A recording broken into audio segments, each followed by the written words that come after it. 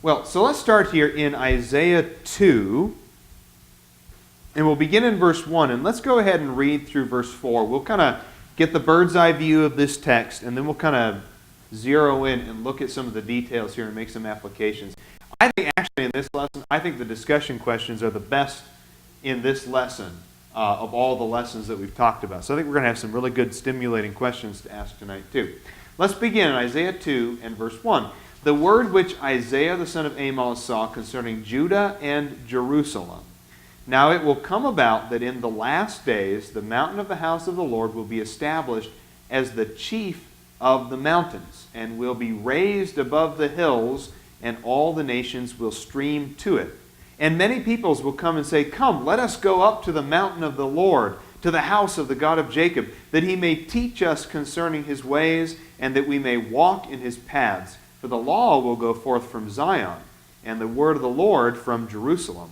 And he will judge between the nations, and will render decisions for many peoples. And they will hammer their swords into plowshares, and their spears into pruning hooks. Nation will not lift up sword against nation, and never again will they learn war. That's a pretty happy prospect, isn't it? That nations will never again learn war. We're going to talk about what that means here this evening. Let's start here. It will come about that in the last days, he says, let's kind of have a frame of reference here, okay? And I'm not asking for which one this is, but what are some different ways that the term last days or end of days, those kinds of terms, what are some ways that those terms can be used? What are some different contexts or time frames? The end of the old law. Yeah. Okay, well, we got two different ones right there off the bat. End of time. I mean, just kind of the idea of the end of all things, things coming to a completion, the culmination of human activity on planet Earth, and the end of the world. Pretty simple. I'd say that's a use of it. End of the old law. I think that's a good way of looking at it also. End of the old law. Seeing the last days not as like a specific set sort of time, but more like an era. You know, not like a specific set of days, like from this day to this day, but more like a period of time that results in a change somehow. A change of law, a change of understanding. Last days in the New Testament are sometimes used to refer to the end of Jerusalem in the first century, the days preceding the destruction of Jerusalem, that those were the last days, in parentheses, kind of by inference, those were the last days of Jerusalem, or the last days of the existence of the temple there on the Temple Mount, or the last days, like Dennis said, the last days of the law. So there's different ways that this can be used, and yet here in Isaiah chapter 2, I think we have a pretty clear picture of which last days we're talking about. I guess when we look at this, I don't think we need to be wishy-washy, be like, well, Isaiah 2 could be talking about this or could be talking about that. I think even though last days tends to be a term that has some mystery attached to it, in Isaiah 2, there is not any mystery when it comes to the last days. And the reason why I say that is because of a couple of scriptures here. In Acts chapter 2 and verse 17, what are the last days according to Acts chapter 2, verse 17? But specifically I would say Peter was in them in Acts chapter 2. Yeah, but you're right, Dennis, we're in them. Peter was in the last days because he's quoting from some scriptures. Joel, for example. Joel is one of the big scriptures he quotes from there in Acts chapter 2, Joel chapter 2. And he's saying, this is now. I mean, all this talk in the book of Joel in chapter 2, all this talk of people prophesying and all this talk of things changing and all this talk of cataclysmic events in Joel chapter 2 verses 28 through 32, he's saying, this is it. I mean, this is the time. These are the last days described here in Joel chapter 2. These are the last days. I would also say Hebrews chapter 1 and verse 2. The writer of Hebrews notes in Hebrews 1 verse 2 that he was living in the last days. So even though there is, again, some mystery attached to that term, for the most part, when we're talking about last days, we're talking about first century events. Whether, again, it's the destruction of Jerusalem or the end of the old law or the coming of the Messiah, the last days. And besides, when you read Isaiah chapter 2, is there any other direction you can take but Messiah with Isaiah chapter 2? There really isn't. When you read Isaiah 2 through 4, you're going like, well, that's talking about the Messiah. There's not another direction you can go with that. And when did the Messiah come? But the first century. So the reason I bring this up is just so that we have kind of a frame of reference that is time frame here of what are we talking about? When is this happening? Is Christ glorified now? Is Christ the chief mountain raised above the hills now as we're talking? Yeah. One way that I would look at the term last days is a little bit of what Dennis was alluding to earlier, is more of a period, that we are in the last days. If you think about kind of the first days, the book of Genesis, and I know the Bible never calls them that by name. The Bible never says that Genesis was the first days, so to speak. But if you look at that as the patriarchal period, those were kind of the first days. The next days, the next period, would have been under the old law. And what, according to our understanding of these dispensations, what is the last phase of religious revelation? Yeah, the Christian dispensation. The law of Christ, grace under Christ, the gospel. The gospel is the last dispensation of religious revelation, where God revealed himself. We've seen this before in previous lessons, but God revealed himself to Abraham and to the patriarchs under that period. And God revealed himself in the law and revealed himself on Mount Sinai and gave that covenant, that new covenant with his people. And according to Jeremiah chapter 31, there will come a time when a final covenant will come, a new covenant that will replace the law. Hebrews chapter 8 goes on and quotes Jeremiah 31 and refers to that idea of that old law being replaced by this new one, old covenant, new covenant. Now we're living under that new covenant. We're in the last days. And I think that refers to the last period of religious revelation, that we're in the Christian age. Understand, of course, that the Hebrew word for days is yom, and it's a word that can refer to more than just one 24-hour period. It can refer to a 24-hour day, but it can also just refer to the daytime, not a full 24 hours, but 12 hours of daylight. It can also refer to a long period of time, in the days of David, or in the day of the Lord, or in the day of Christ. I mean, there's a different way that you can see the word day, and I think when we're talking about in the last days, maybe that's one way that we can understand it. Any other thoughts around that idea of in the last days? Anything else you want to add to that? All right. So in the last days, the mountain of the house of the Lord. What is fitting about a mountain when describing the Messiah? What do you think of, when you think of a mountain, what do you think of? Majestic. Perfect. What else? Rock solid. Rock solid. I like that. Rock solid. Firm foundation. The structure itself, most mountains are loosely conical. I mean, and when you think of what is the strongest structure, it's either a pyramid or a cone. Those are the strongest structures imaginable, simply because of the way they're built, they can withstand it. Mountains are loosely conical, so their structure, their foundation, they're firm, they're solid, they're time-tested, weather-worn. They're always there, they'll always be there, in a sense. I understand that erosion, we're not talking about specific things like that. Erosion does affect mountains in a certain way, but as far as human interaction with mountains go, and as far as like from our relative lifespans, mountains are essentially the oldest things on planet Earth, is one way to look at it. Brian? They're visible from far away, from long distances, so they're sort of an icon or a landmark, I guess. Beacon, yeah, they almost serve as like a beacon. You know where you are in the valley in relation to Camelback, don't you? You can pretty much see Camelback from almost anywhere. I mean, not everywhere, but almost anywhere. I can see Camelback from the freeway overpass out at Val Vista in Gilbert. Okay, I can see Camelback all the way from there.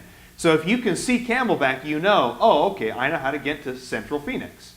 The same goes with the Santan Mountain Range. When we're on our way home from church, we always know how far are we from home because you can see the Santan Mountains out in the distance past Queen Creek. you can always see those mountains. They serve as those guideposts, those points. Portland, Oregon is a perfect example. You can see Mount Hood from everywhere in Portland, Oregon. It's always there on the horizon somewhere, and you kind of know where are you in relation to Mount Hood. So I like that. It's a beacon. It's a pointer, a guidepost of sorts. Yeah, Mitch. Militarily, mountains, the high ground is always a position of strength. Yeah, and that's a good point also. Militarily, the high ground is always the position of strength. There is, if you can get the high ground, you have gained an advantage over your adversaries. So it's interesting, and I know it wouldn't fit. Obviously, it's a ridiculous thing to say, but it's fitting that Jesus is not the valley of the house of the Lord. It's fitting that Jesus is not the, he's not the outcropping of the house of the Lord. He's not the peninsula of the house of the Lord. He's not the bay or the inlet of the house of the Lord. I mean, he's the mountain. He's the mountain. He's the high ground. There's nothing that rises or towers over him because, as the text clearly says, this is a mountain that has risen up over the hills that surround it. It is superior in size and grandeur to those things as well. Go ahead, Dale. In Revelation, when we looked at the seashore where the beast came out of and kind of the society all grouped around in a certain area, when we looked at God and his people, they were up on a mountain. They were well above all of society and the difficulties that come with society in general, maybe the complete bad influences from the rest of the world. They're above that. They're beyond that. They're isolated from it. Yeah, there is a sense of being exalted above things. That Jesus, and I like this, that if the Messiah is the mountain of the house of the Lord, he's a part of the world, in a sense. He's connected to it, but exalted above it. And I think that's very fitting then, that the Son of Man would be connected to the world by his human existence, that he walked the face of this earth, he ate food and communicated with people face to face. He had a human body that could sweat, a human body that could cry, a human body that could bleed, and a human body that could die. Ooh, that kind of rhymed. It was really poetic. I like that. Somebody write that down. That's going to be a song someday. It's recorded, that's right. But it was a human body, so he was connected, and yet, like Colossians 2 verse 9 says, he was the fullness of deity dwelling in bodily form. So human, yes, connected to the earth, but risen above it. And mountains are connected. Mountains don't float, above the earth. They are connected to it, very much connected to the earth, but still risen above it. Donna's got a comment up here also. I can't help but think about Sinai and the law of Moses coming on the mountain, and then the fear and terror that the people had about even approaching the mountain, and then also the mountain, like in the Transfiguration, that all those mountains have a commonality. Yeah, and let's jump on board with that, as if we don't have enough to talk about tonight, right? But that's actually good. The symbolism of the mountain is something that does appear throughout Scripture. You see the symbolism of the mountain. Where did the ark rest? On the top of a mountain, okay. Where did Abraham go to sacrifice Isaac? On the top of a mountain. Where did Elijah go when he wanted to present a challenge to the prophets of Baal in 1 Kings 18? Yeah, top of a mountain. Okay, where did Jesus go to be transfigured? The top of a mountain. Where did the Sermon on the Mount occur? On a mountain. I mean, you see this is a theme that runs throughout the Bible, and then you get to the book of Hebrews, and you mentioned Mount Sinai and the fear that people had about Mount Sinai. And it's interesting that when you get to Hebrews chapter 12, it talks about the mountain here in verse 18 and how Mount Sinai, that we don't come to a mountain that may be touched, to a blazing fire, to darkness and gloom and the whirlwind and the blast of a trumpet, the sound of words. This was Mount Sinai. It was scary. It was big. It was scary. It was terrifying. Trumpet blasts and lightning bolts. And I mean, it was terrifying. But he said here in verse 22, but you have come to Mount Zion and to the city of the living God, the heavenly Jerusalem, and to myriads of angels. So what's interesting is Mount Sinai, the old law, was a mountain, at a mountain. And Mount Sinai is also used several other places in the New Testament, by the way, to describe the old law. Kind of a symbolic way of, we go to Mount Sinai, or this occurred at Mount Sinai, or Mount Sinai has been done away with. I mean, so the symbolism's there. But Mount Zion, on the other hand, is seen as a very welcoming mountain. This is a place that draws you in. Oh, almost like Isaiah chapter 2 and the streams of the nations pouring or streaming toward it. Oh, it's interesting. All these things are connected, isn't it? It's the closest place you can get to God. Yeah. On top of a mountain, and that's either going to be good or it's going to be bad. Yeah, well, like, how about the Tower of Babel? What were they trying to do? They were trying to make a man-made mountain, basically, to try and get, reach to heaven in a sense. I like that. That's good. And I love climbing mountains also. Boy, mountains are awesome. They're just, if you... Jesus was tempted on the mountain. That's right. Yeah. He was brought up to a very high place where he could see all of the kingdoms of the world. And he was offered those kingdoms as well. Mountains are just, there's something about mountains. Like Dale said, there's something about mountains where it's, in a physical sense, we almost see it as like a symbolic thing where you feel like that's the closest you can get to God. Now, we aren't literally close to God when you're on top of the mountain. That's not what Dale was meaning at all. But there's something about the sense that you get, the emotions, the connection, where you get to the top of a mountain, you feel like you're on top of the world. You're able to commune with God without the clutter and the distractions of the things around you. Right? Lance, and you've been to the top of some pretty tall mountains too, my friend. We won't talk about that, though. Whenever we talk about a courtroom, the judge is supposed to be the highest person. Authority is established. God established this relative position. Whenever his dominion is described, God's dominion is over everything. Yeah. So just in our languages, it's described, if you're in a high point, you're in a point of authority. Respect. That's the high point. And so we have an understanding that whenever you're talking about, elevation, being higher is better. Ephesians chapter 1 and verse 21 says that he was raised up far above all rule and authority and power and dominion, raised up above all those things. So, yeah, that's true. Colossians makes the same point also of Jesus being exalted, the one who has dominion over all things, raised above. That's a good point. It says, in the last days, the mountain of the house of the Lord will be established as the chief of the mountains. He will be the chief of the mountains. He'll be raised above all the hills. Let's talk about that here as being the chief, the one who is the highest one.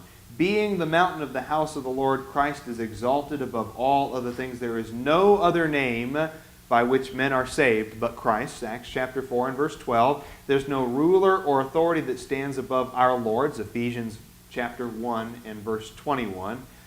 And I like this, that he's raised above the hills. There is an acknowledgement. Are there other prominent features in this prophetic landscape?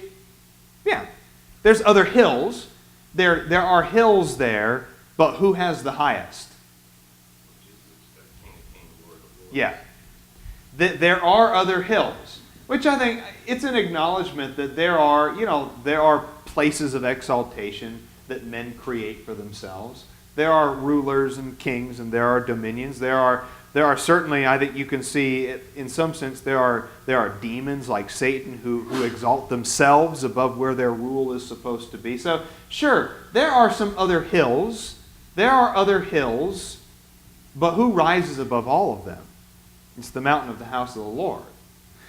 One practical application of this idea of there being other hills around there is sadly, is there a market out there for other religious options?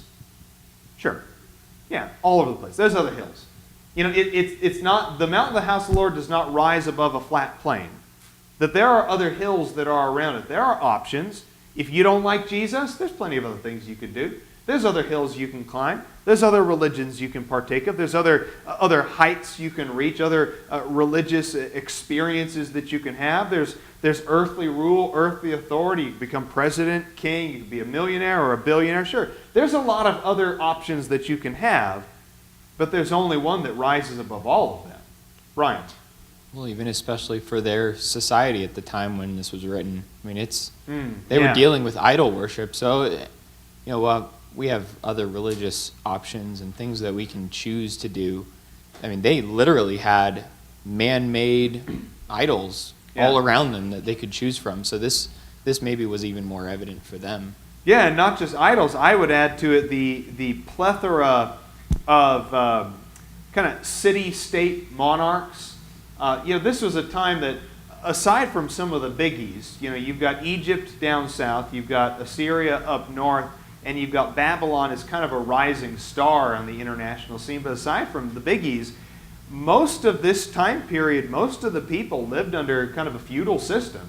Small city-states, where cities were basically the kingdoms, and you had each cities were run by their own kings or lords or whatever. And so you had a plethora of earthly authorities and earthly powers, in addition to the plethora of gods that they were presented with by the Phoenicians and by the Edomites and the others around them, the Egyptians and the Arabs. There were plenty of other options that existed.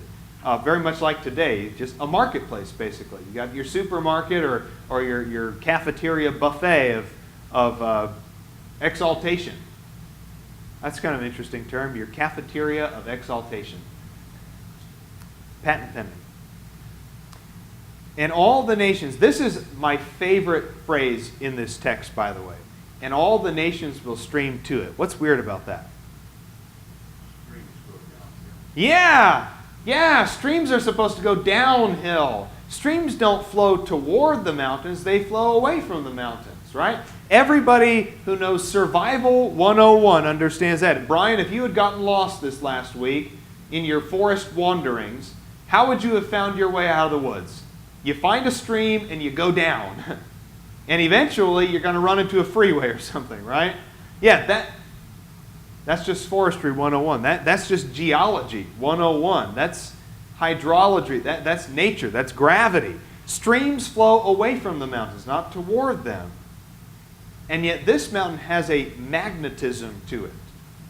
There's something about the mountain of the house of the Lord that does not push things away or allow things to slip away. It has a magnetism that draws things in. And nations will stream, not away from it, they'll stream toward it.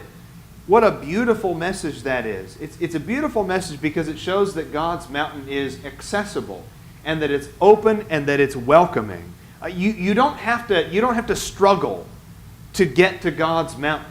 The stream naturally flows up toward the mountain. We're not like salmon. Okay, we're not like salmon trying to get back upstream so we can lay our eggs 20 miles inland or something, and we're like jumping up waterfalls into grizzly bears' mouths. We're not struggling to get to the mountain of the house of the Lord. There's a magnetism that naturally attracts things to it, and the streams are flowing up toward it. I love that picture, that image. It's such a rich and layered image of the mountain there. Dennis had a thought over here. Another thing is you don't really appreciate the size of a mountain from a distance. But as you draw nearer to it, you can see the magnitude of it. And that draws you near. So as we get nearer to Christ, the more that we learn about Christ, the closer we get to that mountain, the more we appreciate the size and the magnitude of Christ. I can only speak from personal experience. And if you're not a hiker or a mountain climber, you might not understand this or feel this, and that's fine. Everybody has their thrills. Everybody has the things that excite them on planet Earth. But there is something from personal experience when you see a mountain. I agree with you. The further away you are, the less interested you are in climbing it. But then as you get closer and closer and closer, there's something about a mountain that does draw you toward it, where you go, I could climb that. I could climb that. Yeah. And here's what often happens is you underestimate the size of mountains. It's very easy to underestimate because as you draw closer and closer, you're like, oh, that's not that bad. I can do that. But then you actually get on the mountain. You start to climb it and you go, wow, this thing is impressive. And yet, even with that being said, as you're struggling to get up the mountain, is there something about getting to the top that urges you on the further up the mountain you get? Does anybody stop at 99% of the hike and go, it's just too hard for me, I can't make the last 1%? Who turns around 100 feet from the top of a mountain? Nobody turns around when you're 100 feet. There's an urge where you're going, ow, I'm so close, I must get to the top. I don't care how tired I am.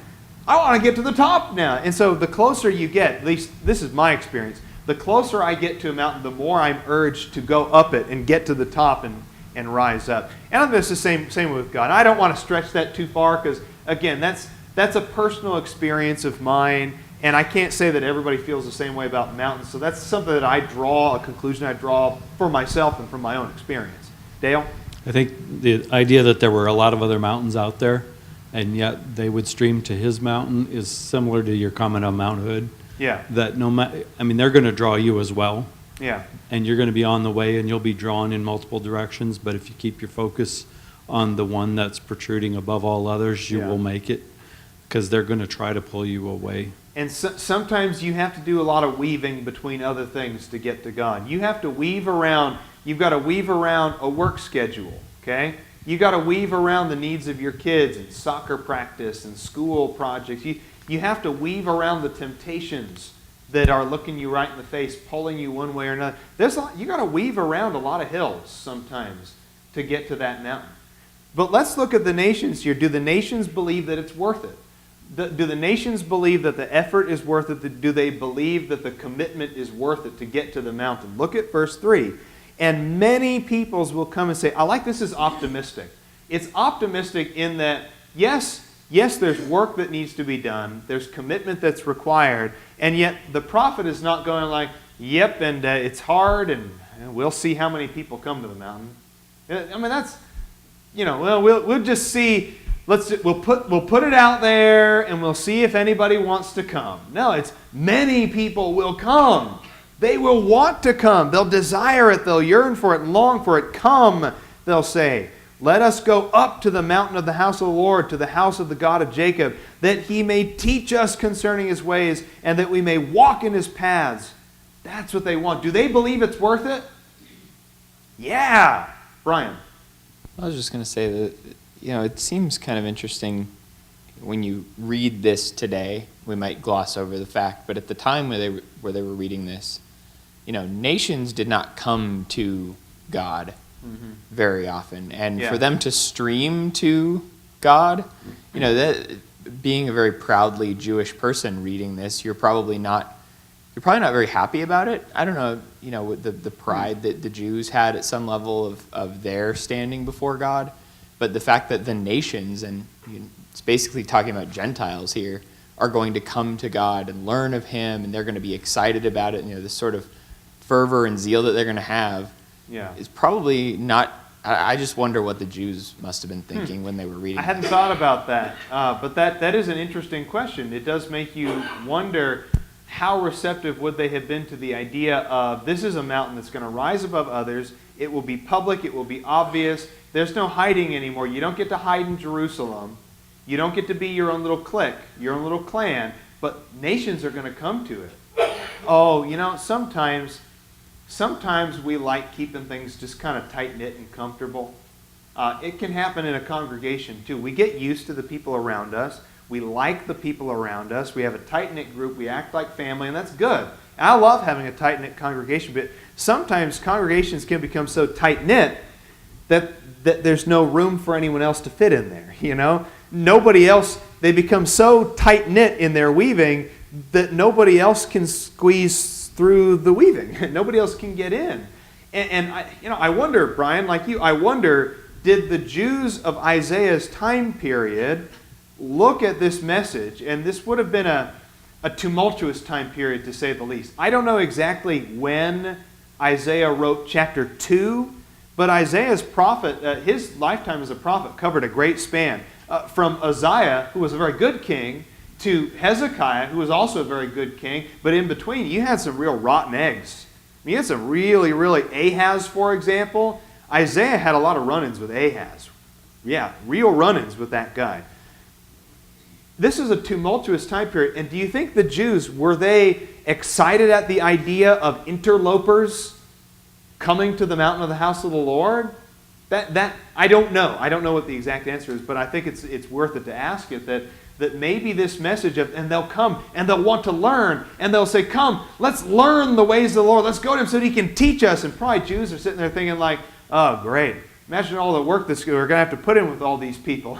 We're going to have to teach them about God. No, well, we already know about God. We've known about God for 1,000 years now.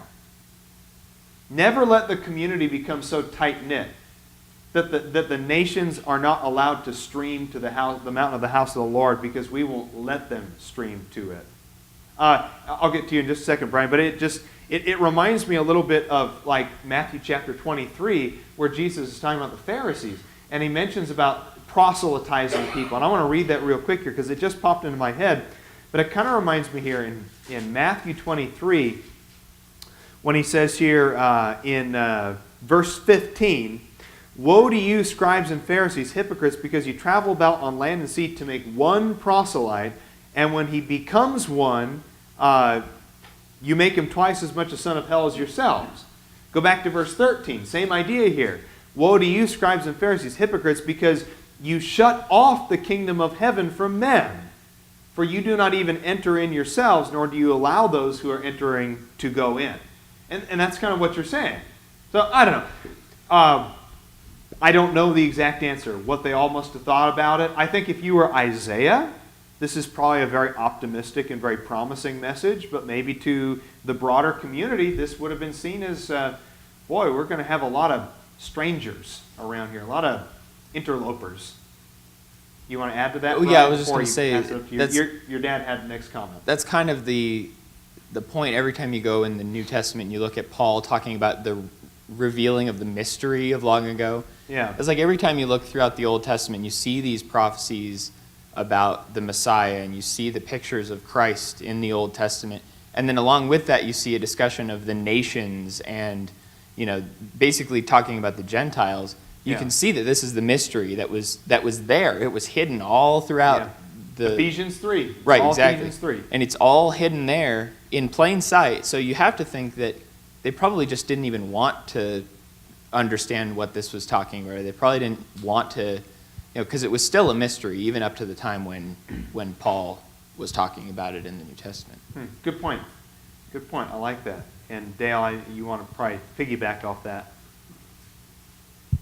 Yeah, there may even have been a sense of the 10 tribes and the 2 tribes getting back together and having some uniting of Israel to go be the great and majestic nation they were always thought they would be. Yeah. And so they might have misunderstood nations to mean them, not necessarily Gentiles. But there might have been some intrigue in this, in that being able to go accomplish the great nation that they've always been waiting for. Yeah, and that, nation is always going to be a big buzzword for them. House of the Lord as well. House of the Lord is always going to be a buzzword for the original audience who would have received this message. Good point, Dale. Good point. I like a couple details here that I like. That he may teach us concerning his ways, and that we may walk in his paths. I like that. The motivation here is that the people, the nations, want to come and learn. I don't know, to me, that's kind of a unique idea there, because what's most often, how do churches present themselves today? I just mean broader Christendom, Christianity in general. How do churches present themselves today? Do you hear a lot of churches touting their education programs?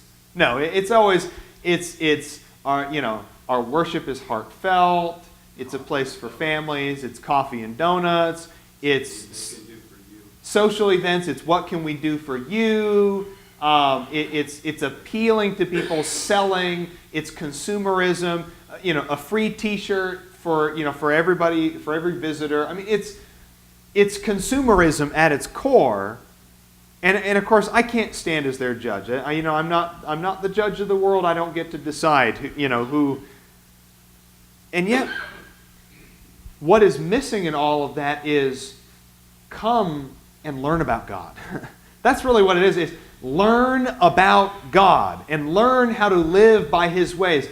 Teach us your ways, God, so that we can walk in them. That's what they want. Mitch had a comment up here. Just to back up one phrase. Yeah, one phrase in verse 3. Yeah, when he talks about, let us go up to the mountain of the Lord, to the house of the God of Jacob. When you get over in 1 Timothy 3 and verse 15, he talks about the house of God being the church, Yeah. which is the pillar and the ground of the truth. Okay. Yeah. So there's certainly some implications there that, based on that phrase and then how it's identified in the New Testament, that he's literally talking about the church. Yeah, that's a good point. I like that connection you've drawn there. 1 Timothy 3 and verse 15 is where he was talking about, if you didn't hear him, that it's described as the household of God, which is the church of the living God, the pillar and support of the truth.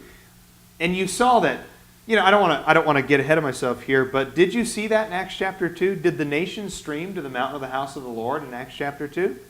They even point out early on in the chapter when they're hearing them speaking in tongues, they even point out how many different kinds of people are there. Now they were perhaps proselytes, Jewish proselytes, or people who were Jews who happened to live in different parts of the world, but you can see that there was a very, very diverse crowd of religious people there listening to the sermon on the day of Pentecost.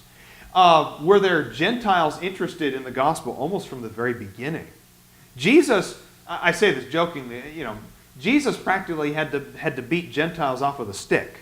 They were so curious. They wanted to know. Boy, that Samaritan woman at the well, boy, did she have some zeal.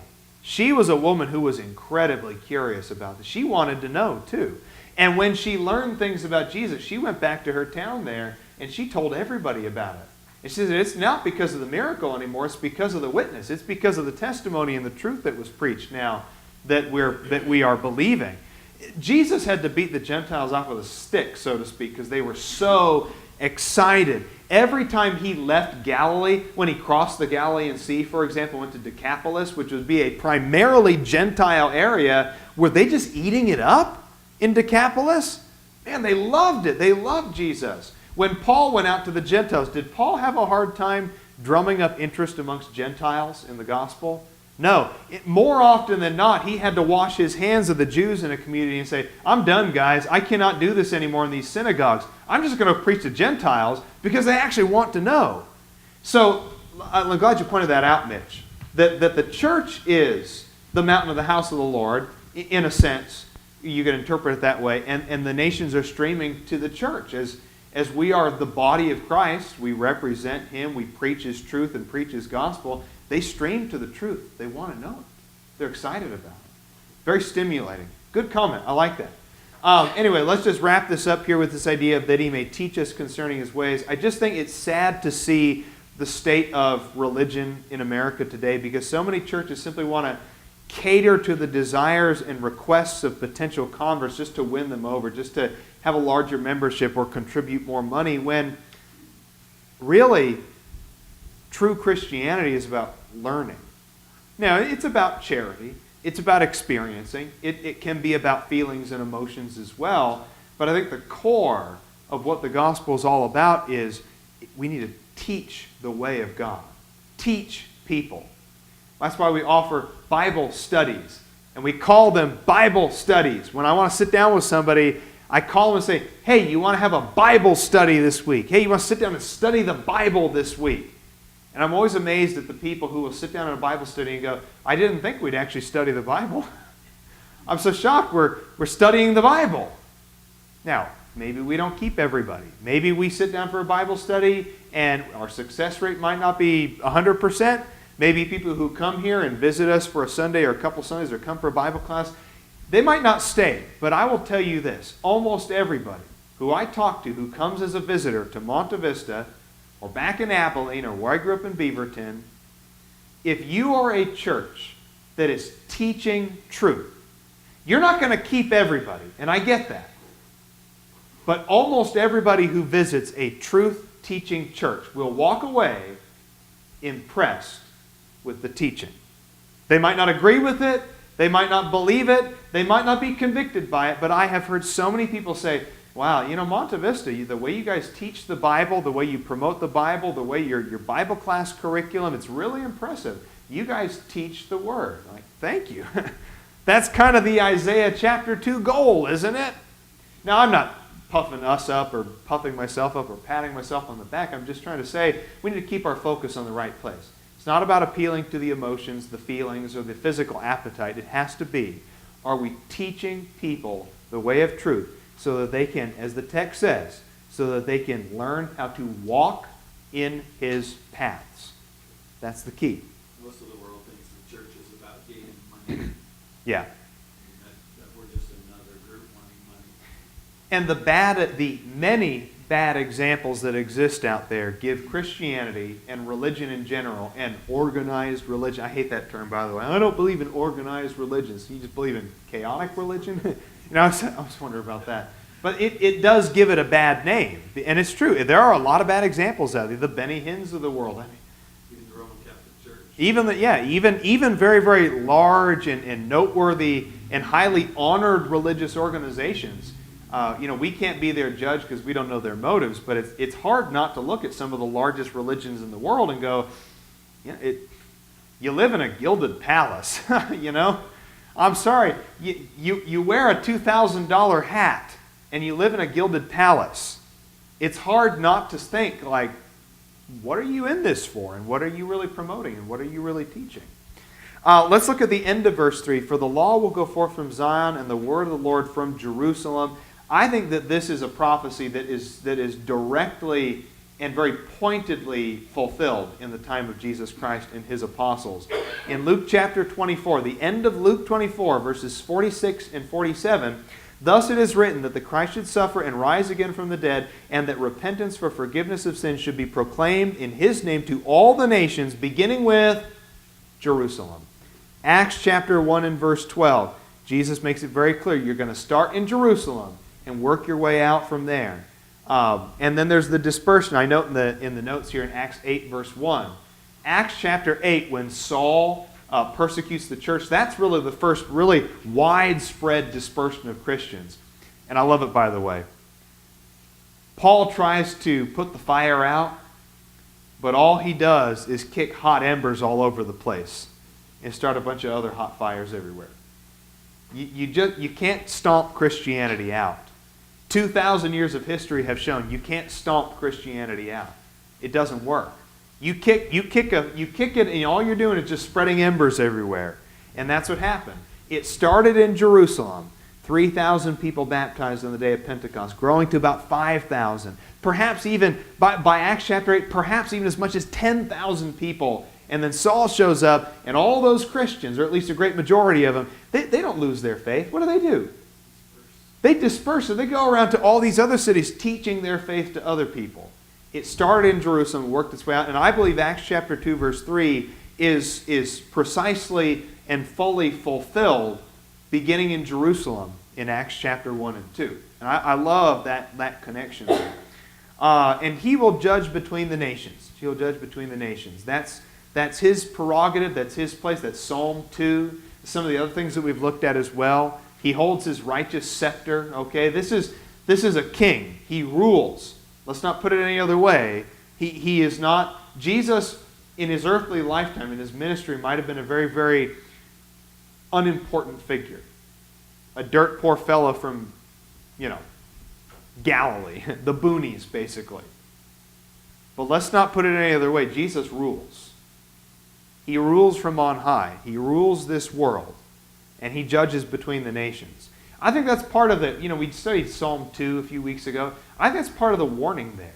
You remember in Psalm 2, in one of the last verses of Psalm 2, how he says in verse 10, Now therefore, O kings, show discernment. Take warning, O judges of the earth. Worship the Lord with reverence. Rejoice with trembling. Pay homage to the Son, lest he become angry and you perish in the way. For his wrath may soon be kindled. How blessed are those who take refuge in him. That's a warning to them. I think there's a connection there. He judges, and that is a big part of what he does. Any comments up to this point? If I've missed anything or need to catch up on anything?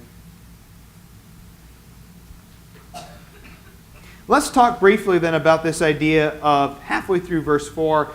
They'll hammer their swords into plowshares, their spears into pruning hooks. Nation will not lift up sword against nation. Never again will they learn war. Okay, did they learn war after Isaiah 2? Yeah. Was there still war going on during the time of Christ? Yeah. Was there still war going on after Christ? Yeah. Matthew chapter 24, Jesus himself says, and there will be wars and rumors of wars. So even Jesus admits that human carnal warfare is just a part of life that will always go on. So how is Isaiah 2 verse 4 possibly going to be fulfilled in a world that to this day still suffers from human warfare? Are there different ways that you can maybe look at Isaiah 2 verse 4 to see its fulfillment? Well, you can if you're looking at almost metaphorically that he's talking about the peaceful nature of the kingdom, of the church, and not, because there are people that take this literally, like you said, even today, and I have friends that believe this, well, the nuclear weapons are going to go away, and everyone's going to not do this stuff anymore, and he's not talking about that at all, as you pointed out. I think he's just saying, the kingdom is not of this world. If it was, then my servants would fight. It's just the peaceful nature of the kingdom, of the church. Yeah, and I agree with you. I think when he says here that nation will not lift sword up against nation, I don't think he's talking literally about no human nation will ever fight with another human nation. I think what he's saying is people from different nations will coexist peacefully in God's church. In God's kingdom, nations that might otherwise be at war with each other will coexist in God's kingdom. And you see that in the first century, don't you? Did the Jews spend a lot of time with the Gentiles? No. There was a lot of animosity between those two groups. They did not like each other very much. The Jews saw the Gentiles as dirty, uncircumcised heathens, and they washed their hands every time they got Gentile cooties on them. And the Gentiles thought the Jews were just weird. They thought that they were kind of anti-Roman, political zealots, insurrectionists. They thought they were strange because of their monotheistic ideas. There was an inherent cultural, social, and religious warfare going on, as well as physical carnal warfare. The Jews had a history with Rome, didn't they? They had a history with Rome, and I don't think the Jews were Central Rome's favorite people in the outskirts of their empire. So there was actual physical warfare that occurred, and yet groups that would never otherwise coexist, did they find coexistence together in the church? Yeah, it was hard sometimes. Romans, the book of Galatians, it was hard sometimes, but they were together, and they learned how to be peaceful and coexisting. Go ahead. As you look in the Old Testament, the conquest of God's people almost always involved war. Yeah. I mean, they were fighting, and they were when they went into Canaan, that wasn't God being peaceful with the world.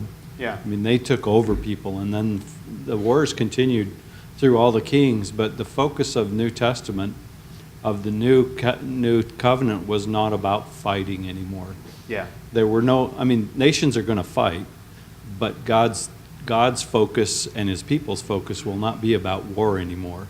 Yeah. It'll be about conquest of people to the kingdom and going up to the house of the Lord. Yeah. And it won't be about fighting in wars anymore.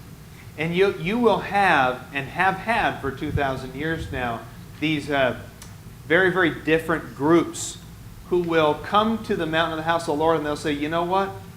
When I'm at the mountain of the house of the Lord, I don't need my sword anymore. I'll put down my sword. And then another person says, that's true.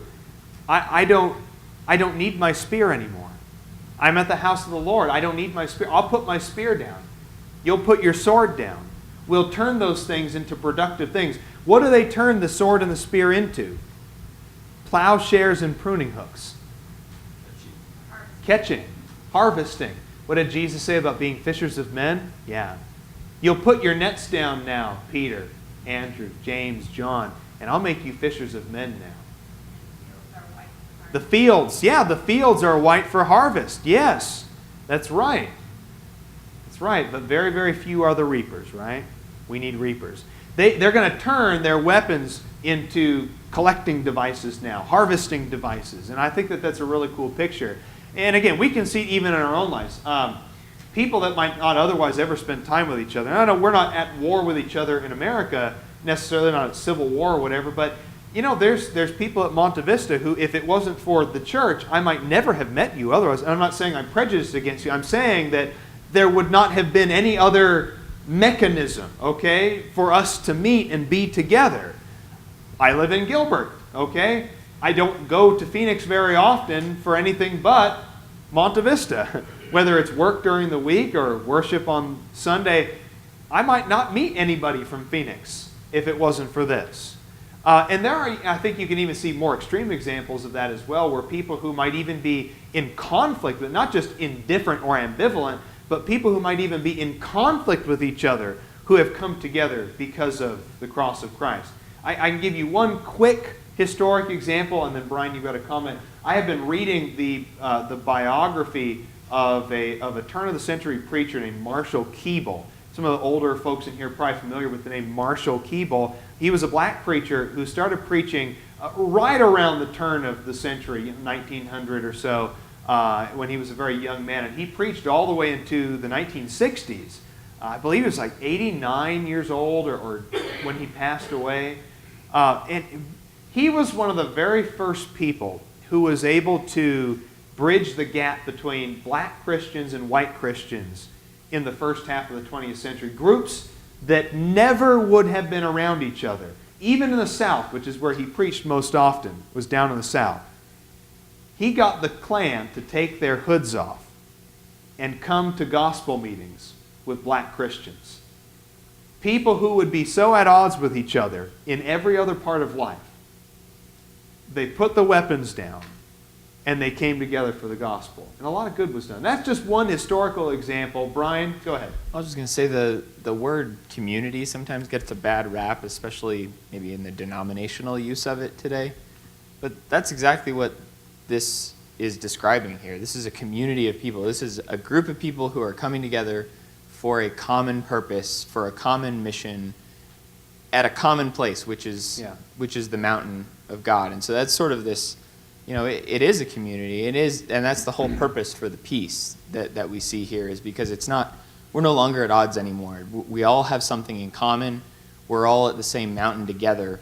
And so, like you say, we can put down our differences and set them aside and use those differences for the cause of Christ. But it is a community. In heaven, am I going to be black or white, rich or poor, Republican or Democrat? No, those earthly differences are all going to fade. David had a comment back there. In Christianity, we're busy worrying about or learning about serving others and loving our enemy, not learning war. That's right. Very good comment. And we'll go and bring the class to a close with that being said. What happened was I wanted to throw Isaiah 7 verse 14 in as almost just like a closing statement in this class, but we've hit our hour just about.